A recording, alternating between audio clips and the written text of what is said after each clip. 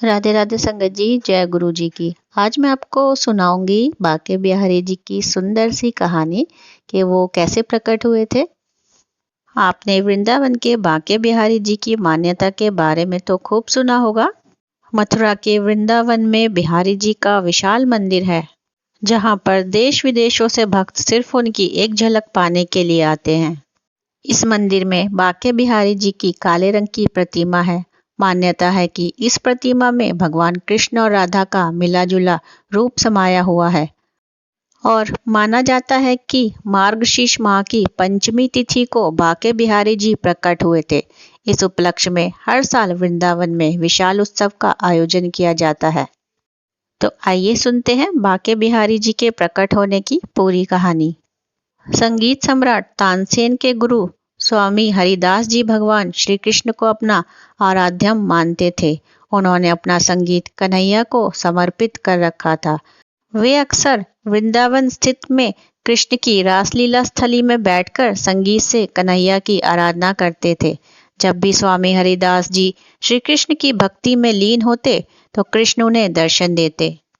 एक दिन स्वामी हरिदास जी के एक शिष्य ने कहा कि बाकी लोग भी श्री राधे कृष्ण के दर्शन करना चाहते हैं, उन्हें दुलार करना चाहते हैं। उनकी भावनाओं का ध्यान रखकर स्वामी हरिदास जी भजन गाने लगे और जब श्री कृष्ण और राधा ने उन्हें दर्शन दिए तो उन्होंने भक्तों की इच्छा उनसे जाहिर की। तब राधा कृष्ण ने उसी रूप में उनके पास ठहरने की बात कही। इस पर हरिदास जी ने कहा, कान्हा, मैं तो संत हूँ, तुम्हें तो कैसे भी रख लूंगा, लेकिन राधा रानी के लिए रोज नए आभूषण और वस्त्र कहाँ से लाऊंगा। भक्त की यह बात सुनकर कृष्ण मुस्कुराए और इसके बाद राधा कृष्ण की जुगल जोड़ी एकाएक होकर एक विग्रह के रूप में प्रकट हुई। राधा कृष्ण के इस रूप को स्वामी हरिदास जी ने बाके बिहारी जी का नाम दिया। बाके बिहारी राधा कृष्ण का मिला जुला रूप है। माना जाता है कि इस विग्रह रूप के जो भी दर्शन करता है उसकी सारी मनोकामना पूर्ण होती हैं। तथा वृंदावन एक ऐसी पावन भूमि है जिस भूमि पर आने मात्र से ही सभी पापों का नाश हो जाता है। ऐसा आखिर कौन व्यक्ति होगा जो इस पवित्र भूमि पर आना नहीं चाहेगा तथा श्री बाके बिहारी जी के दर्शन कर अपने को कृतार्थ करना नहीं चाहेगा। यह मंदिर श्री वृंदावन धाम के एक सुंदर इलाके में स्थित है। कहा जाता है कि इस मंदिर का निर्माण स्वामी श्री राम जी के वंशजों ने किया था, अथवा मंदिर निर्माण की शुरुआत में किसी दानदाता का धन इसमें नहीं लगाया गया। श्री हरिदास जी स्वामी विषय उदासीन वैष्णव थे। उनके भजन कीर्तन से प्रसन्न होकर निधिवन से श्री बाके बिहारी जी प्रकट हुए थे। श्री हरिदास जी का जन्म 1536 में पद्मत महीने के शुक्ल पक्ष में अष्टमी के दिन वृंदावन के निकट राजपुर नामक एक गांव में हुआ था। इनके आराध्य देव श्याम सलोनी सूरत वाले बाके बिहारी जी थे। इनके पिता का नाम गंगाधर एवं माता का नाम श्रीमती चित्रा देवी था।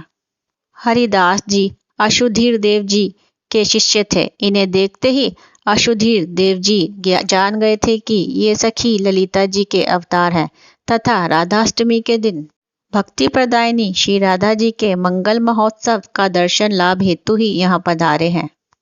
हरिदास जी को रसनिधि सखी का अवतार भी माना जाता है। ये बचपन से ही संसार से उबे रहते थे।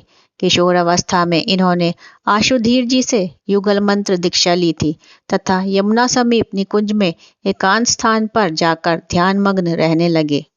स्वामी हरिदास जी श्री बाके बिहारी जी के निधिवन में बहुत समय तक स्वामी जी द्वारा सेवित होते रहे थे। स्वामी हरिदास जी संगीत के प्रसिद्ध गायक एवं तानसेन के गुरु थे। एक दिन प्राप्त काल की बात है, स्वामी जी देखने लगे कि उनके बिस्तर पे कोई रजाई ओढ़कर सो रहा है। यह देखकर स्वामी जी बोले, अरे मेरे बिस्तर पर कौन सो रहा है।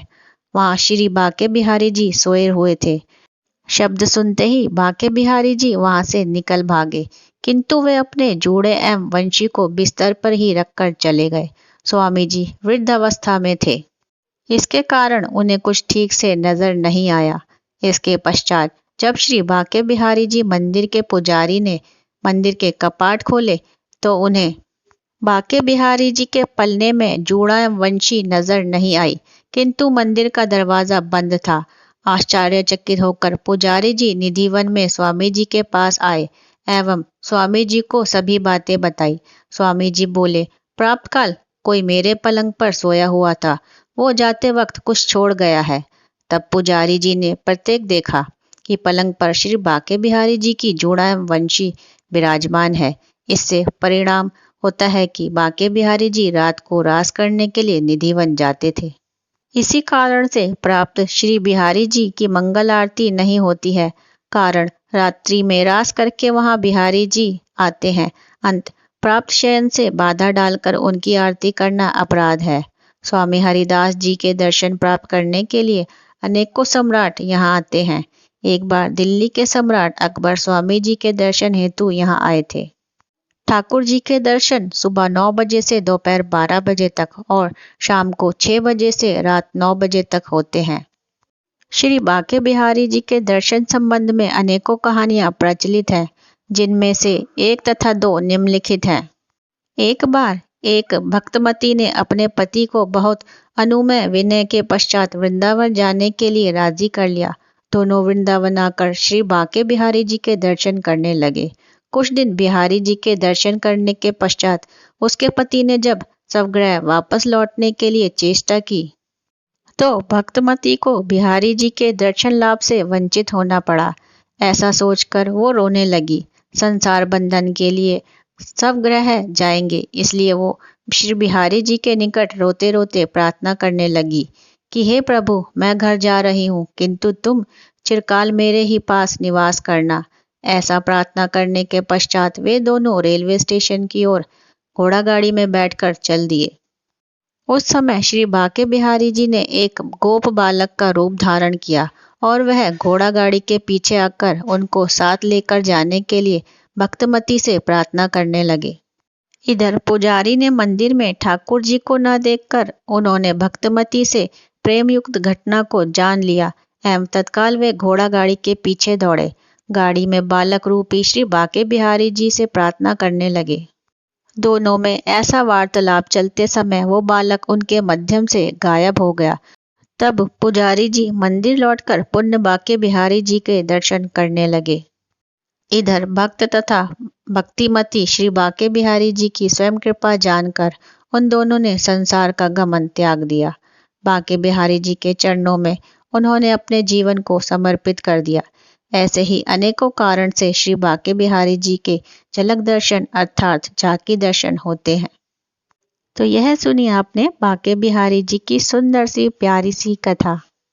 और ऐसी ही प्यारी सी कहानी और कथा के साथ मैं जल्द ही मिलूंगी अपनी नेक्स्ट वीडियो में। तब तक के लिए राधे राधे, जय गुरु जी, जय श्री राम।